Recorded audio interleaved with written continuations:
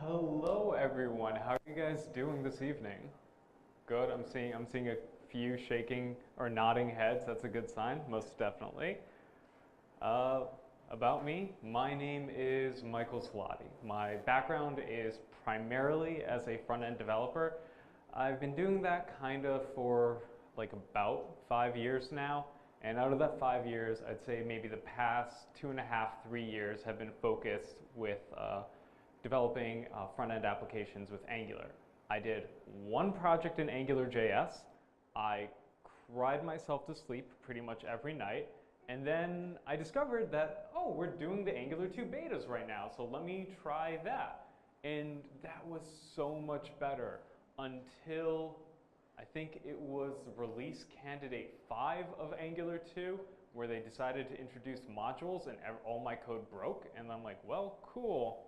Now I gotta learn how to do this, and I learned how to do this. And I guess the point that I'm really trying to get at is I've been fortunate enough to be making mistakes for 3 or 5 years, depending on how you want to look at it.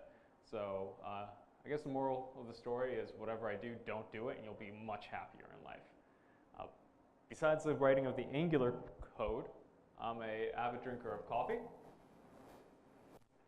I happen to be a lover of memes, as I imagine we all are. And fun fact, I'm making a side plug. If you go to memegram.com, that is my MAS product. MAS standing as Memes as a Service. Feel free to send memes via postcard to your friends in increments of 1, 10, 69, or 420 memes at a time. Go crazy. Finally, I am a developer advocate at a company called Typeform, hence the hoodie. And I am a Google developer expert in web-based technologies. So Angular, PWAs, web components are kind of in my wheelhouse. But please don't challenge me too hard. I crumble like a house of cards. So, in the audience, who here has had to write front-end code at some point in their life? Yeah, I kind of expected that to be close to 100%. I mean, we are in a front-end based meetup. Okay, everyone here at some point has written front-end code. And you probably maybe have done something like this where maybe you've had to do a date selector or maybe you had to create a button. Does this look right? Yeah, this looks something. Buttons that do something. Date selectors that do things. This is all fancy and cool. And you can create your own buttons. You can roll it out or you can hit up NPM to find a button that you want to use. And if I just search for button components, I'm going to end up finding close to 650 buttons, which in my opinion seems like a lot. And another thing that will most likely end up happening is you're going to have a button that exists for every framework. So maybe at one point at your company, you worked on building a button for an AngularJS application. Then your company decides, you know what, screw AngularJS, we're going React all the way. So you remade the button in React, and then maybe within the past year, you're like, hey, I heard Vue is a cool new thing, and then you remade that same button in Vue. And that's probably also been the story when you go from project to project. You end up rebuilding the same buttons. Does that sound familiar to anyone in this room? I only got 2 people. You guys really haven't remade the same sort of button before? No one? Okay, a few more hands. That's better. So out of those 650 NPM libraries, you have buttons probably for Angular, for React, for Vue, etc. And honestly, everything so far has been kind of framework-based, but we need an agnostic solution. I say that because out of curiosity, how many people here in the audience have used a library like Ionic? Okay, we have a few more hands up. How many of you guys have used Ionic with Angular? Roughly the same audience. How many of you guys have used Ionic with React?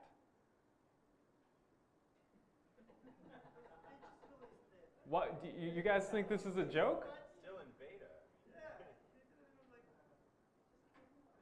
It's not a beta. Fork launched a couple months ago. Could be a couple of weeks ago. Could be a couple of weeks ago, and it could be in beta. But there's a reason why I kind of bring this up. There's a reason why I use Ionic as a wonderful example, because They first rolled out, Ionic 1 back in 2013, and it was a library that allowed you to make web applications that look like native apps, and it was built specifically for AngularJS.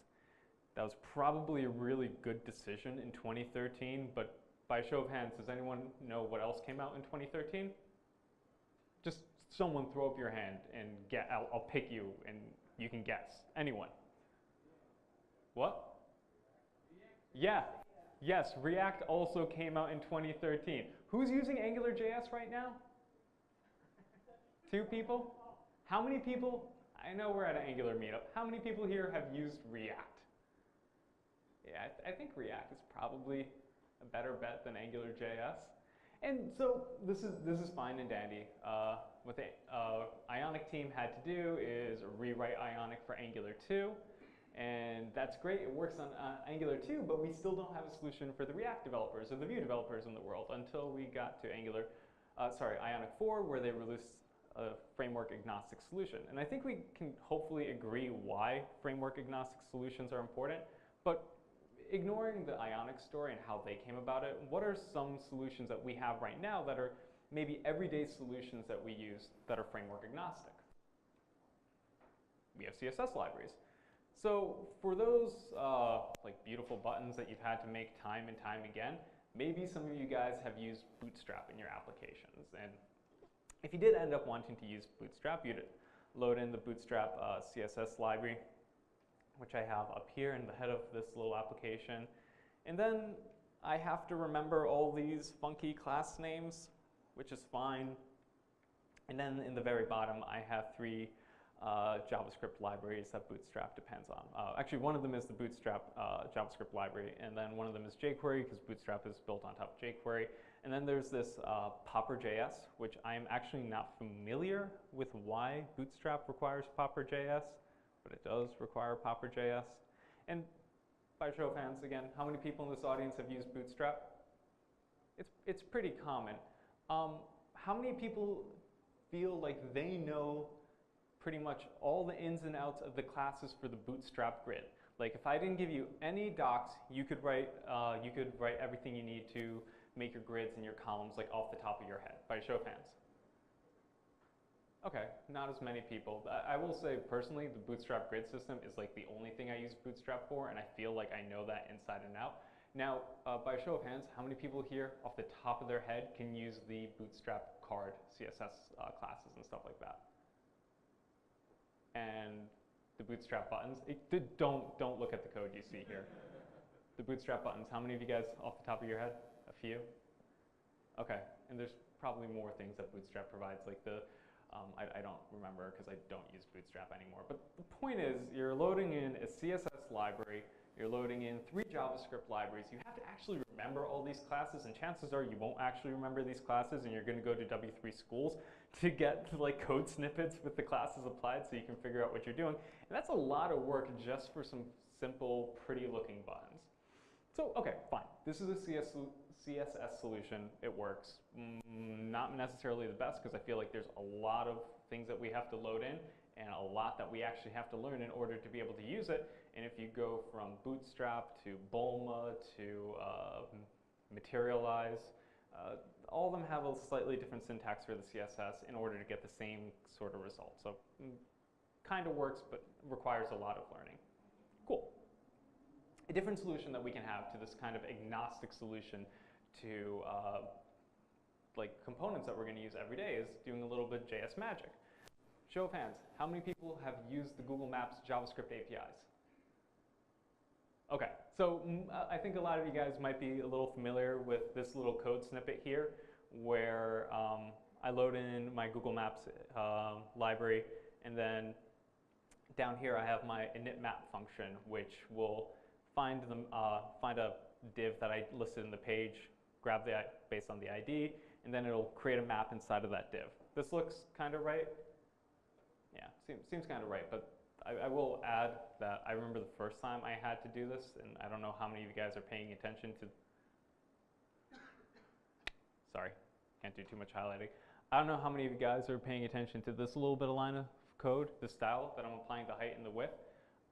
One of the things that freaked me out the first time I was using the Google Maps JavaScript library was that no matter how many times I was convinced my map was being created, I could not see it for the life of me because you have to define a height in order for the map to show up.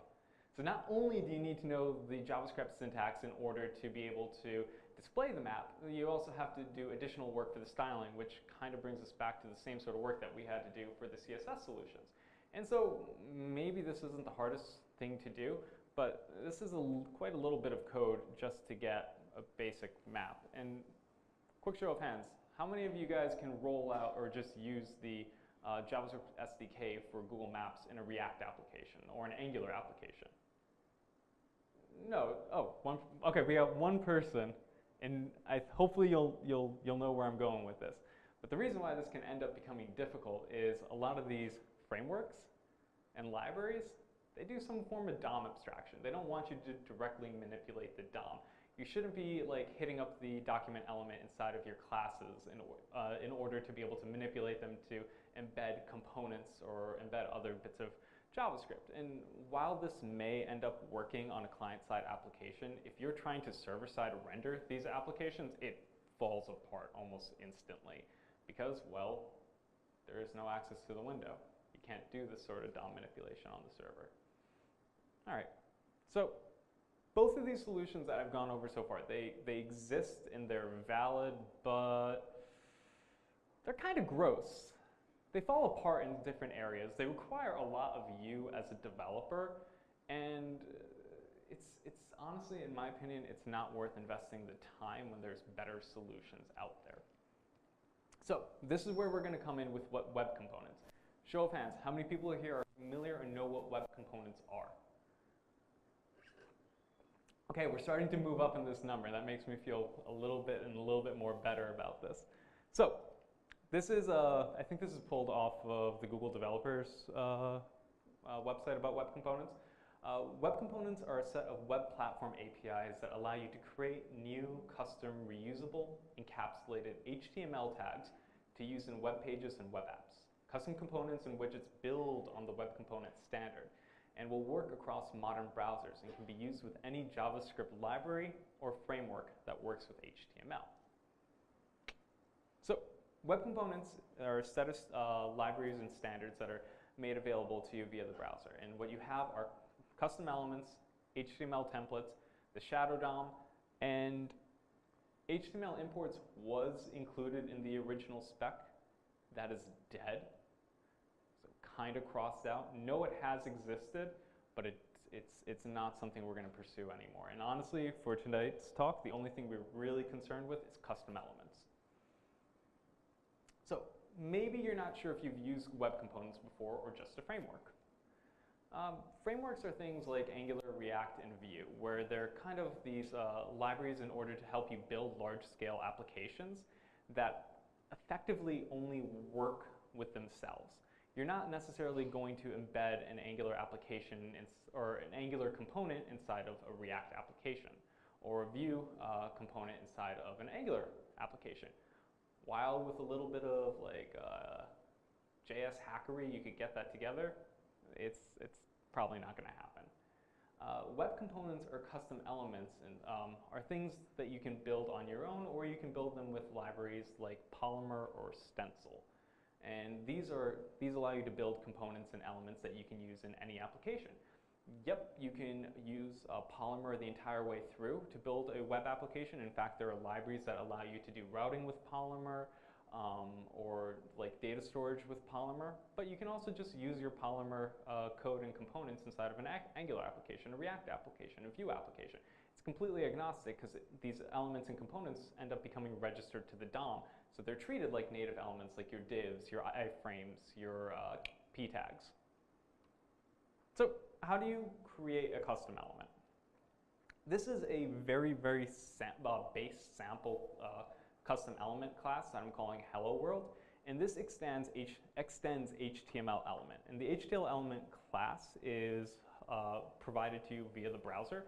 It's not something that you necessarily need to import or grab from anywhere. Keep in mind, because I'm doing this extend, this only works with ES6 like structure for classes. You're not going to be able to implement this using a prototype or ES5 or lower. So we can have different attributes and listen to changes in those attributes. So some attributes you might be familiar with in your regular HTML elements are height, ID, class, and we can define our own attributes. So over here we have a name attribute that's associated to this hello world element, and we have this callback function called attribute changes callback that the key will map to the name, or so whatever attribute that is of the element that's being modified will have the old value, the new value, and then we can execute whatever code we want inside of here. Just like in Angular, we have lifecycle hooks. So our ng on init could map to our connected callback, which will happen when the element is created. Or we have our disconnected callback, which kind of maps to our ng destroy. We also can have getters and setters for property names, kind of like your regular Angular getters and setters or TypeScript getter or setters. And finally, we can dispatch events. So when a user clicks on the button, or the button component that we've created, or maybe they're typing inside of an input and we want to be able to export that value as soon as the person presses enter, we can dispatch the event with a custom event with whatever name we want. And while we can build up the structure and the behavior of our component, the last thing that we need to do is register the element to the browser. That way the browser can create it, display it, and actually use it inside of your application. And so it's custom elements.define. The first argument is a string, which is going to be the tag name. So here it's hello world. And then the second argument is going to be the class. And now inside of my HTML, whenever I do open bracket, hello world, close bracket, and then the closing tag, now this hello world element and class will be displayed inside of the DOM as a native DOM element. And so we have tools in order to be able to build this. Currently, you have tools like Polymer made by Google, and you have Stencil made by the Ionic team. A really, really cool library, of component library built on top of Polymer. I believe it's pronounced Vaadin. I could be butchering that, but they make gorgeous components. And on the Stencil side, well, Ionic made Stencil in order to be able to make Ionic 4. So Ionic and Stencil are kind of tied by the hip, but I believe there was, I think it was sometime last year, Mike Hardington from the Ionic team came here to speak about Stencil, and I remember having looked over that, and I'm willing to bet there's a recording of his talk on the AngularNYC YouTube channel. I recommend you guys looking at it. It was a wonderful talk, and it enamored me to the idea of Stencil and web components. Just putting that out there. A shameless plug for AngularNYC. So here's a pretty simple example. Here, this is my HTML where I have my Vaadin button, and on click, it runs this function alert, you clicked me, and my date picker where the initial date value is set to today. And this looks like plain HTML. These look like regular attributes. This is this is an event being dispatched. This is an attribute being passed in, and they work kind of as expected. When I click, I said this is going to run the code alert, you clicked me, and hey, you clicked me. The label says it's today over here, and yes, it says it's today. The default value date I set to today, and the default value date is set to today. And this all seems to make sense so far. Regular HTML, not too much work needed on my end, but it ends up looking like these beautiful components, limited work that I actually need to do in order to get them to look that way. So I've been talking a lot about what web components are, and this is an Angular meetup, and I promised that we were going to be discussing how to do web components and custom elements with Angular. So why don't we try to build a custom element using Angular?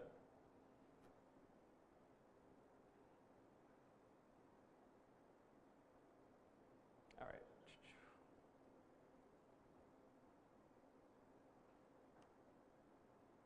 I know this is probably a little bit small. I will make it bigger and easier for you guys to see in just a second. Oh, that was wrong. Is this readable to everyone in the audience? Or would you like it a little bit bigger? Bigger, okay. Better? I will minimize the sidebar so you'll actually be able to see the content going on there. Does that look good? Cool. So this is a very simple Angular application. I honestly just created it running the command ng new blink 2. and I did nothing else. But the only reason why I did this ahead of time is because the node modules might have taken forever to have installed, so I just wanted to get that out of the way. But just to confirm, I really haven't done anything. I'll git status, clean, git log. The only commit is the initial commit. I really haven't done anything here. So we're gonna get started with creating a quick element, and given the name of the folder blink2, I think you guys know what sort of element we're gonna be creating. But if not, we'll get there. So first thing I'm gonna do is I'm gonna create a component. And so I'm gonna do that with the ng-generate component, and I'm gonna call the component blink2. Show of hands while this is going. Does anyone remember the blink tag? Show of hands, don't just nod, people, please.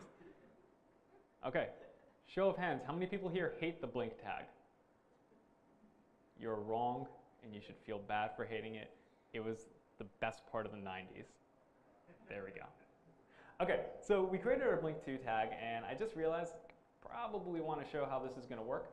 So I am going to create another tab in my terminal. I'm going to start serving this Angular application, and while it gets up and running, gonna visit localhost 4200. It is not up yet.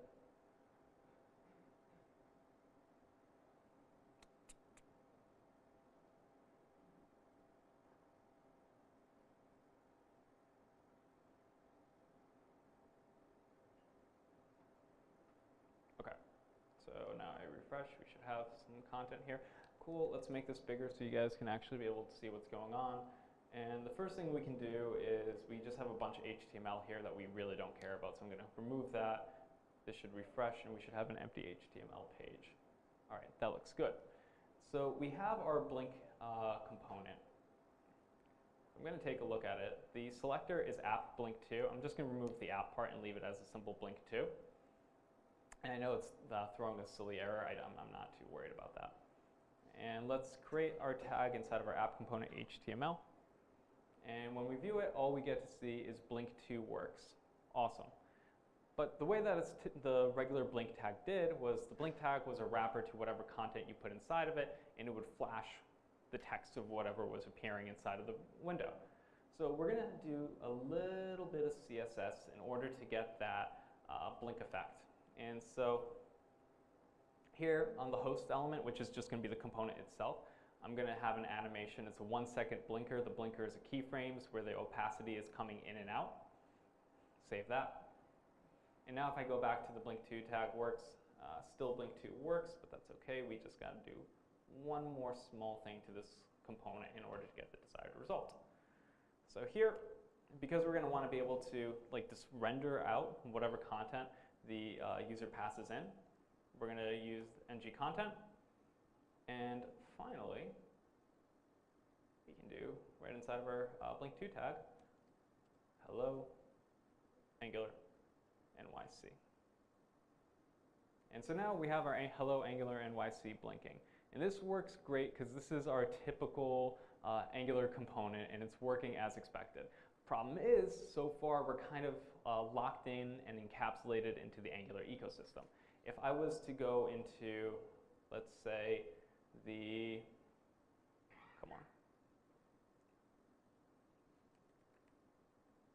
I start to try to manipulate some of this code with just JavaScript, this component I created is only available in the Angular side of things. It's not available in the browser. So if I tried to do, let's say, let's create an element.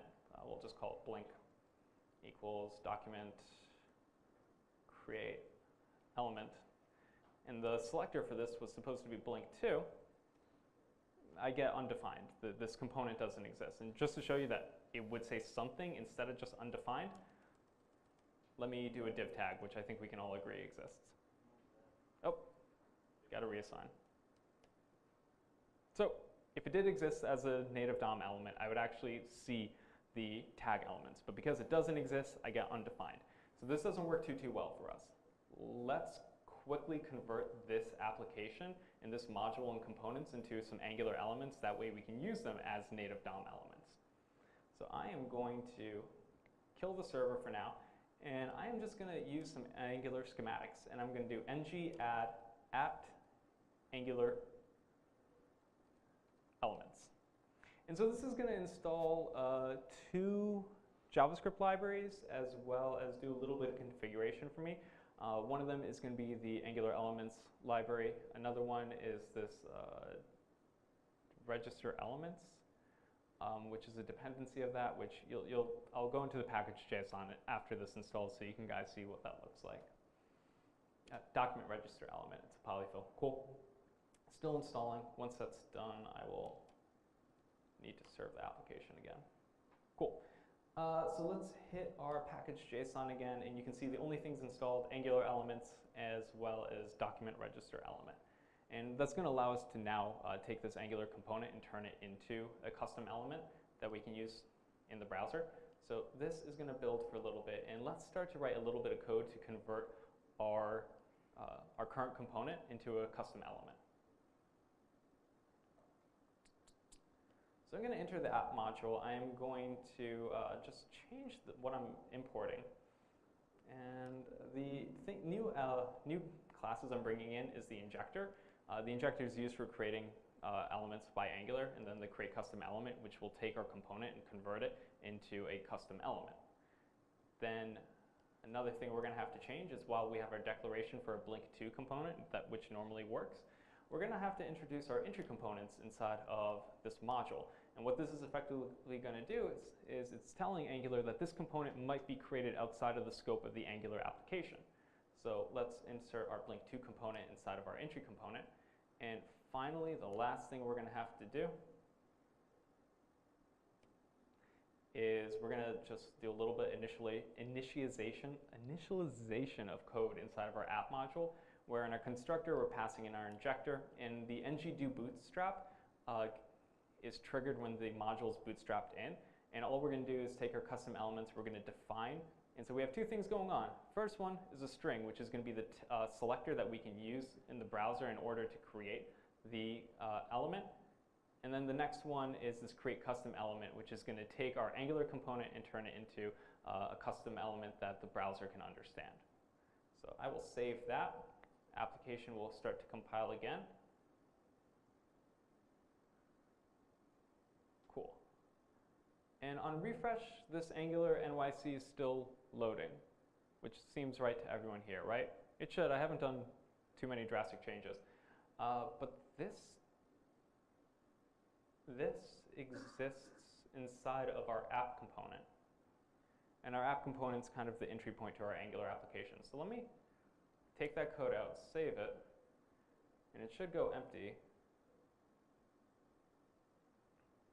And we told our Angular module that we're bootstrapping our app component. The app component is looking for app root to inject itself into, and that's why that was working normally. So let me get rid of app root. Our Angular application shouldn't really, nothing should load in here anymore. Yeah, it's throwing a little issues. Okay, you know, let me put that back for now. But what I will do is I will just start to use our blink2 tag outside of the scope of the Angular application.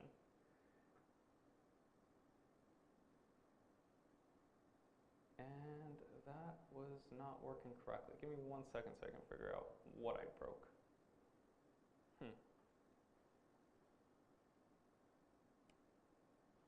Well, I broke something, guys. Give me 1 second to figure out what I did wrong.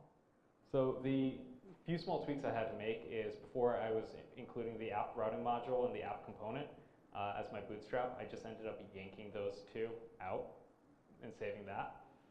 And on the rebuild there, you can see even though we don't have a bootstrapping in, we're not bootstrapping in any component as the entry point to our application.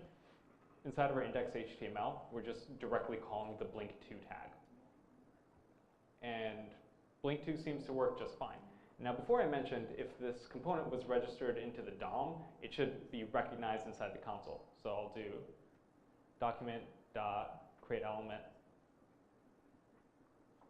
blink2. And now you can see the blink2 component is actually recognized by the DOM and that we see it in the console, compared to before where it didn't show up at all.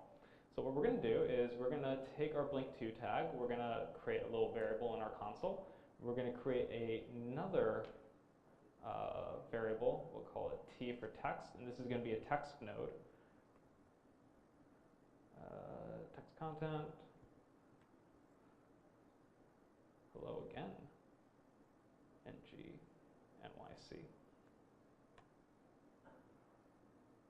Cool, of course.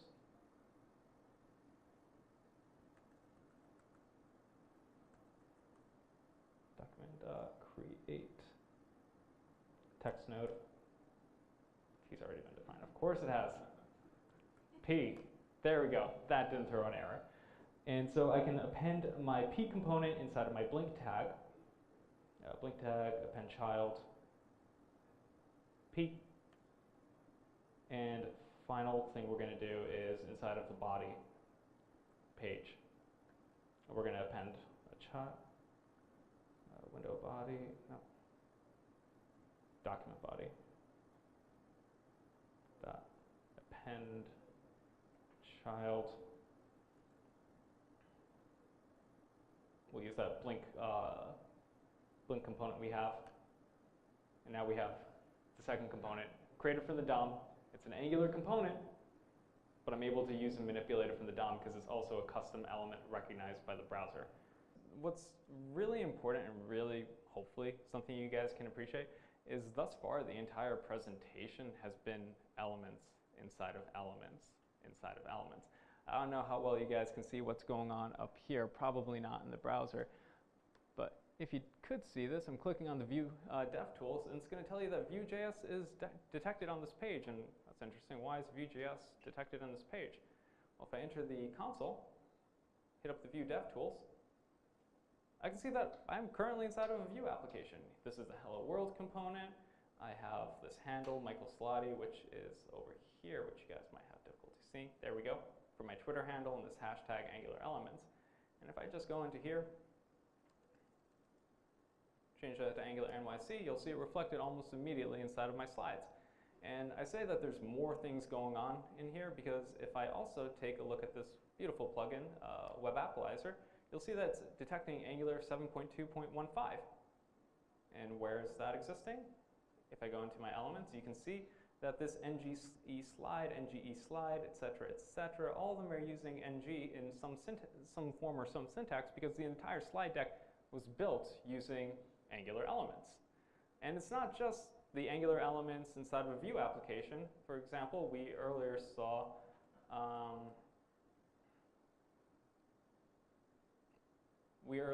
these Vaadin components, which are a Polymer 3 library that worked inside of this demo as well. And there's one other library or component that I'd love to show you guys, and I will show you in a second. But I will say, if you're on your laptop, because this doesn't really work well on mobile, you can go to bit.ly/Angular Elements. Make sure you do uppercase for the A and the E. And I'll leave this on the screen for a second while I'm going to swipe tabs and see what's going on here.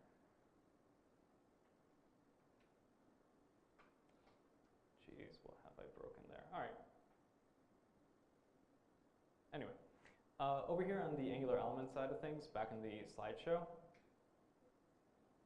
finally I have another thing, and this is I'm sorry, what was that? Did someone say something? No? Okay. Another thing is this is a custom components library that we use at Typeform, which helps us embed forms easily in a page using lit HTML. So we have components inside of components inside of components. And I will try to figure out what's going on with the Blink 2 and hopefully be able to show you guys in a little bit after I step away and figure that out. Anyway.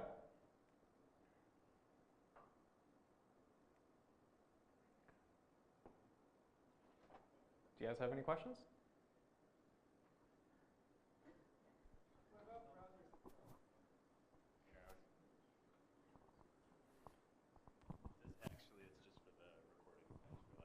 Sure. So maybe I'll just speak louder. Yeah. So I think it's great that we have this kind of like a framework-agnostic tool or toolkit to create these components, but I think so both. I don't know. I don't know which one's working. But my question is, how well does this work from kind of like enterprise level or production level point of view, right? Since it's still a reality that we still have to support older browsers such as IE11 in the wild. So I think I've heard that there are polyfills for Yeah. a lot of it, but how well does that actually work? So I will say, at least on behalf of the Angular Elements side of things, the polyfills should be able to address and fill pretty much anything, because your Angular application actually includes polyfills. I think it supports back to IE11. I think that's the last version of IE that Angular officially supports. So if you're using Angular Elements and you bundle the JavaScript export, you have the polyfills needed for IE11 included. And does this is this also is this part of also the differential loading of polyfills? So I know with Angular 8, we've been working towards differential loading for polyfills so that we can have two different bundles for ES6 versus ES5. If we were to use custom elements or Angular elements in this case, is the current bundling strategy that Angular CLI has put in place smart enough to also take care of the Angular elements? Yeah, so effectively, I believe the question being asked of me is with the the imminent release of Angular 8 and the possibility of us being able to have different imports for polyfills required in the browser. That way, we can decrease the bundle size being sent to the client. Would this be able to work in that environment where we can dynamically import polyfills as needed? Like, will this continue to just work? And the answer should be yes. I can't say 100% because I haven't tinkered with this in Angular 8, but I believe Angular 7 started to introduce some of these things for browsers that supported modules and browsers that didn't support module, like ES6 module syntax. And what you would end up doing is what I have here is hold on, okay, I don't have this currently up on the screen, but what I was doing for some of the Angular applications is that I would take the polyfill bundle and the application bundle that I was having, and I was concatenating it and creating a JavaScript import. And what you could end up doing is creating two JavaScript imports, one that supports with the native polyfills included, one based on if the browser supports modules, and one without, in a similar way that the Angular CLI would create that for you, and do the same thing. There's no reason why it shouldn't work. You might have to do a little bit of work in how you bundle that to make it publicly available, but that's really all you'd have to be concerned with. We take one more question. Oh, okay. Hi. Yes. So actually I have two questions, if that's okay. If Daniel doesn't yell, then yes, it's okay. So the first one is kind of quick. For unit testing, the individual components, what are the libraries that you would recommend using for, let's say, Polymer or Ionic? So I don't think you'd be too concerned with testing the components for Ionic. They've already made them for you. So I think you would best be wondering, if you're making custom elements using Stencil or Polymer, how would you test that?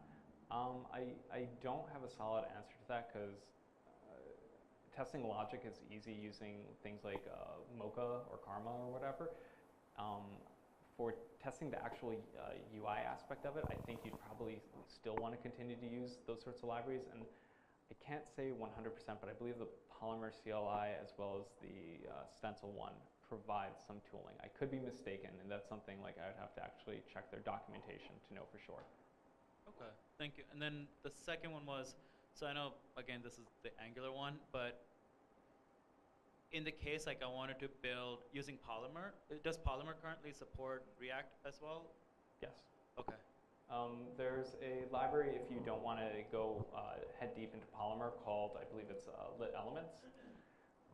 And Lit Elements is just a base class, like a base ES6 class that you can extend from and just build out the custom elements with almost no work. So just put that out there, lit elements.